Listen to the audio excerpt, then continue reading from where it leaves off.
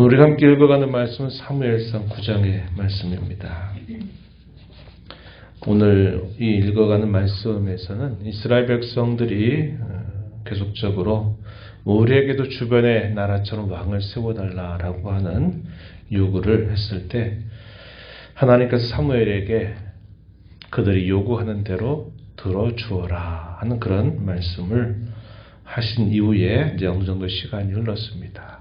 그러면서 이스라엘 백성들이 그토록 사모하는 왕이 세워지게 되는 그 배경, 그것이 오늘 우리가 이 사무엘상 9장에 잘 소개가 되고 있습니다. 어떻게 이렇게 시작이 되었나, 그 배경을 우리가 살펴보게 되면 1절부터 14절까지 내용을 쭉 거기서 보게 되면 사울의 집안에 대한 간단한 소개가 주어지고, 이 사울이 아버지의 명령을 받아서 잃어버린 암나귀를 찾으러 먼 곳을 떠나오게 되면서 그 암나귀를 찾으려고 하다가 나중에 선견자 사무엘을 찾아가게 됩니다. 그러면서 이스라엘 편에서 봤을 때는 그토록 그들이 원했던 왕을 찾게 되는 그런 상황을 맞게 된 것입니다.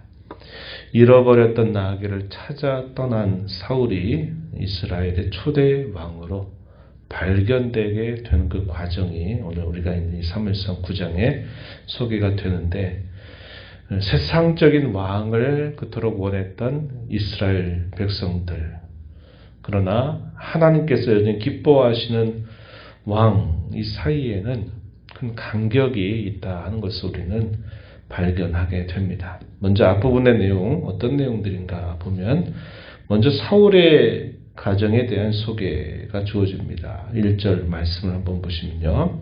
베냐민 지파 기스라 이름하는 유력한 사람이 있었다. 그는 아비엘의 아들 수롤의 손자 베고라스의 증손 아비아의 현손 베냐민 사람. 베냐민 지파의 그 족보의 내족들을 쭉 소개를 해줍니다.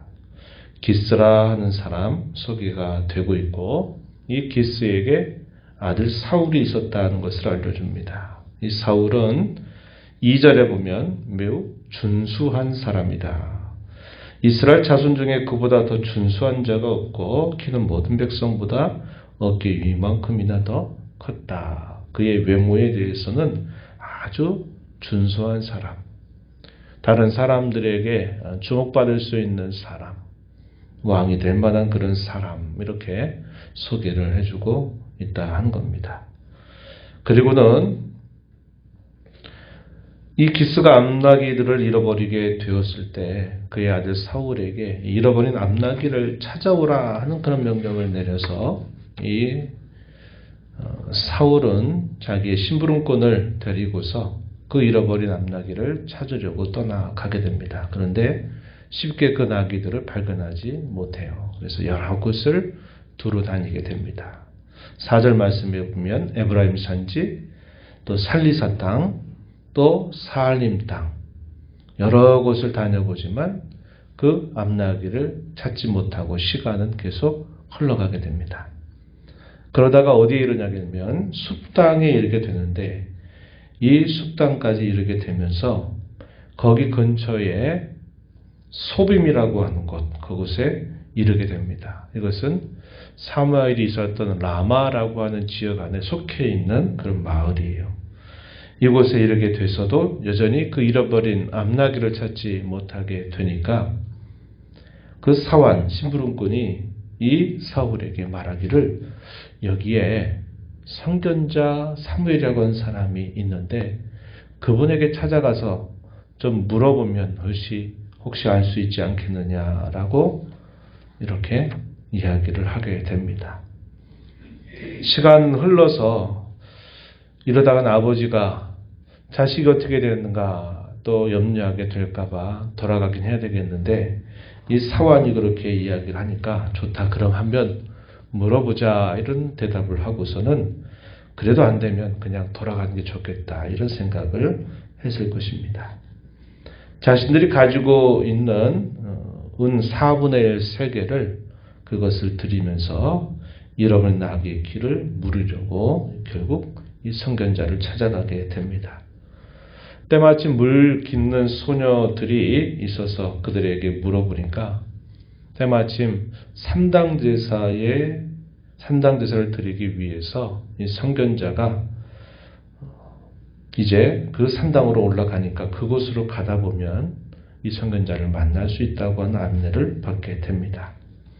그래서 그 안내를 따라서 이 선견자를 찾아가게 되고, 또 하나 그 전날 하나님께서는 이 사무엘에게 미리 말씀을 하셔요. 어떻게 말씀하시느냐? 그가 오기 전날 밤에 베냐민에서 한 사람이 올라오게 될 것인데 그 사람에게 기름을 부어서 그를 왕으로 세워라. 백성의 지도자들로 삼아라. 이렇게 이야기를 하게 됩니다.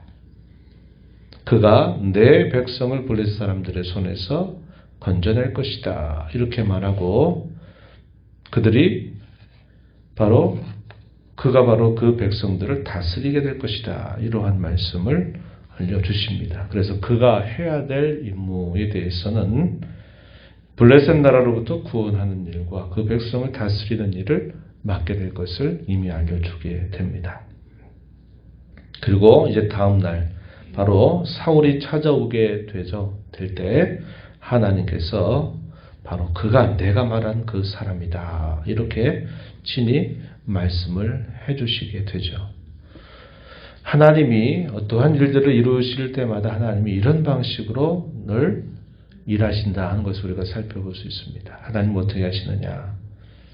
항상 앞서서 어떤 일들을 행하시고 그 일이 되도록 준비하신다 하는 것이고, 그 일이 진행되는 동안에도 하나님이 함께 하셔서 그 일이 이루어지도록 하나님이 이끌어 가신다 하는 겁니다. 그래서 우리가 출애굽의 역사를 쭉 보면서도 하나님 어떤 분이시냐 소개할 때 하나님은 항상 자기 백성의 앞서 행하시고 그들이 가는 그 걸음에 함께 하시고 때로 그 뒤에서 또 호위하여 주셔서 그 백성들을 하나님의 뜻을 따라서 인도해 가신다 하는 것을 우리가 잘 살펴본 것처럼 여기서도 마찬가지입니다. 비록 하나님이 기뻐하시는 바는 아니었을지라도 이스라엘 백성들의 계속된 요구를 들어주실 때에도 하나님은 여전히 앞서서 어떤 일들을 행하도록 준비하시고 또 함께 하셔서 그 일들을 이루어 가신다 하는 것을 우리가 볼 수 있는 것이죠. 마침내 이 사울이 사무엘을 만나게 되는데 처음 보는 사무엘이라 알아보질 못합니다. 사무엘을 향해서 묻죠. 뭐라고 묻습니까? 선견자를 찾으러 왔는데 그의 집이 어딘지 좀 가르쳐 달라고 요청을 합니다. 사무엘이 이미 나이가 많이 이제 들었던 때였죠. 사무엘이 대답합니다. 내가 바로 네가 찾는 선견자다. 이렇게 대답을 하고 넌 내 앞서 산당으로 올라가라. 너희가 오늘 나와 함께 먹을 것이다. 내일 아침에는 내가 너를 보낼 것인데 너의 마음속에 있는 것을 다 너에게 말할 것이다. 이렇게 이야기하면서 이 사무엘을 인도해 가게 됩니다. 그리고 이 산당의 제사를 드리고 나서 그 산당에 준비한 식탁의 자리에 이 사울과 그의 사환, 그의 심부름꾼이 함께 하고 거기에는 미리 30여 명의 손님들을 이 사무엘이 이미 준비해 둔 상태였습니다. 그리고 잘 준비해 둔 고기의 부위를 가져오게 해서 그것을 먹도록 한 겁니다. 이때를 위하여 내가 기다렸다라고 이렇게 말하면서 함께 식사의 자리에서 또 서로 대화를 나누게 돼요. 그리고 성읍으로 다시 돌아가서 그 성읍에 살고 있는 그 지붕에서 이 사울과 사무엘이 계속 대화를 나누게 됩니다. 어떤 대화를 나누었을까? 성경에서는 그 부분에 대해서는 소개를 해주지 않아요. 성문에서 처음 만났을 때, 또 산당의 제사의 자리에서 준비해둔 식탁에서 또 나누어 만나서 식사를 하며 이야기를 나누고, 또 다시 성읍으로 돌아가서 그 성읍의 지붕에서 오랜 시간 동안 담화를 나누게 되죠. 25절 말씀 가서 보시면은 그들이 산당에서 내려 성읍에 들어가서는 사무엘이 사울과 함께 지붕에서 담화하였다. 만나고 함께 교제를 나누고 또 오랜 시간 대화를 나누고 하는 일들이 계속 이어지고 있음을 보게 됩니다. 어떤 대화를 나눴을까? 사무엘은 이스라엘 백성들이 왕을 요구했을 때 기뻐하지 아니했다 그랬고, 하나님께서도 나도 너와 마찬가지다 라는 말씀을 사무엘에게 말씀을 하셨어요. 그러면서 왕의 제도를 백성들에게 가르쳐라. 그렇게 해서 그들에게 왕의 제도에 대해서 말하고, 또 이미 일찍이 모세를 통해서 이스라엘에게 왕이 세워지게 될 때 그 왕은 이렇게 해야 된다고 하는 그런 말씀들을 우리가 생각하게 되는데, 아마도 하나님께서 원하시는 왕은 이런 왕이어야 된다 하는 그런 이야기를 하지 않았을까, 이런 생각을 하게 되고, 또 이 사무엘이 염려하는 것이 무엇인지 하는 것들도 아마 이런 만남의 자리에서 이야기를 했을 것이다. 우리가 추정해 볼 수 있을 겁니다. 사실상 우리가 살펴본 것처럼 이 사울은 전혀 생각을 해본 적이 없는 일이 그에게 일어난 거죠.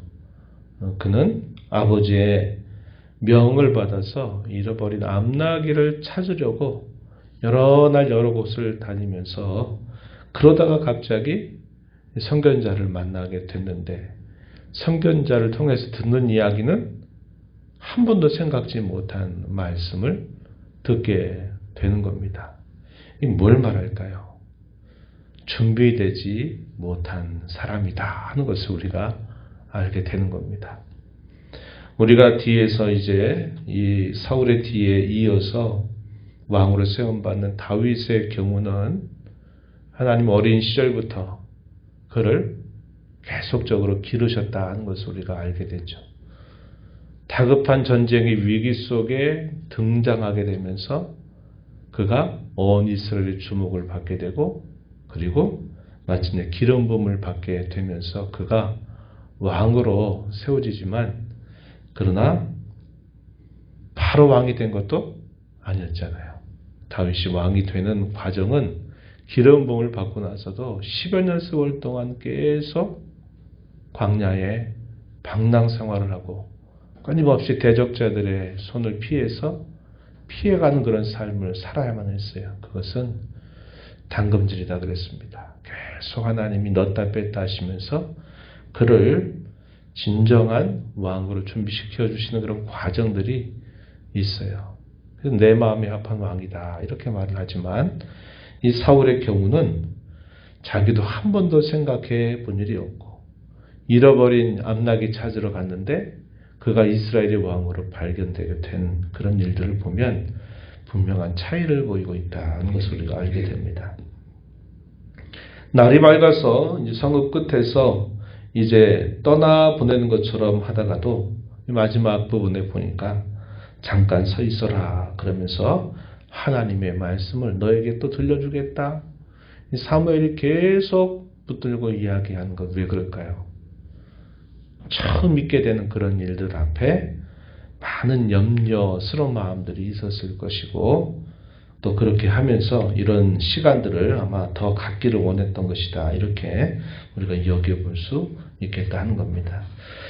오늘 우리가 이 말씀을 보면서요, 하나님은 어떤 일들을 하실 때마다 항상 앞서 행하시면서 함께 하시고 또 뒤에 소위하시면서 자기 백성들의 길을 인도하시는 분이시다. 그 하나님은 오늘을 저와 여러분의 삶 속에서도 그렇게 우리의 삶 속에 준비하시고 앞서 행하시고 우리와 함께 우리의 걸음을 언제나 함께 하시는 분이다 하는 것을 우리가 배울 수 있습니다. 그런 하나님과 함께 동행하는 복된 우리의 삶이 되기를 바라고, 왕을 세워달라고 요구했던 이스라엘의 요구는 하나님께서 기뻐하시는 바가 아니었음에도 불구하고 하나님께서는 세심하게 이런 과정들을 준비해 가시는 모습을 우리가 보게 되지만 이러한 하나님의 섭리 가운데는 그들이 원하는 왕에 대하여 깨달음을 주시려고 하시는 그런 분명한 뜻이 있다는 것을 우리가 염두에 두면서 이 말씀을 읽어가는 것이 좋겠다 하는 겁니다. 그래서 외적으로는 참 왕이 될 만한 그런 제목처럼 보이지만 그러나 내적으로는 혹은 신앙적으로는 아주 준비되지 않은 그런 사람이 이스라엘의 요구에 의해서 왕으로 세워지게 되면서 여러 불안한 그런 모습을 우리로 하여금 생각하게 하는 부분을 확인할 수 있습니다. 우리가 늘 하나님의 뜻을 구하고 그 뜻 안에서 그분의 뜻이 이루어지기를 바라며 살아가는 것이 무엇보다 중요하다는 것을 우리는 다시 한번 깨닫게 되는 것입니다. 이런 말씀의 가르침을 생각하면서 이 하루도 주님과 함께 복되게 살아가는 날 되기를 축복합니다. 하나님 아버지 감사합니다. 이 새벽에도 저희들을 깨워서 아버지 앞에 저희들을 인도하시고 또 찬양을 드리며 주시는 말씀을 함께 읽으면서 또 하나님께서 무엇을 저희에게 원하시는지를 생각하게 하심을 감사드립니다. 충분히 준비되지 않았던 사람을 이스라엘의 계속적인 요구로 왕으로 세워주시는 이 과정에서조차 하나님은 매우 섬세하고 세심하게 이런 걸음들을 인도해 가시는 손길을 보게 됩니다. 그러나 내적으로 준비되지 않은 그 모습을 통해서 또 어떤 일들이 생길까 하는 그런 불안감을 또 갖게 되기도 합니다. 하루하루를 살아가면서 주님이 기뻐하시는 뜻이 무엇인가를 잘 살피고 또 기다리고 그 뜻 안에서 살아가는 것만큼 저희의 삶에 소중한 것이 없음을 늘 마음에 간직하고 주의 뜻을 구하고 그 뜻대로 살아가기를 힘써가는 저희들의 삶이 되게 하여 주옵소서. 은혜의 보호자 앞에 나와서 아버지 은혜를 구하는 모든 심령들의 간구를 뒤집어 주시고 응답해 주시기를 바라며 예수님 이름으로 기도하옵나이다. 아멘.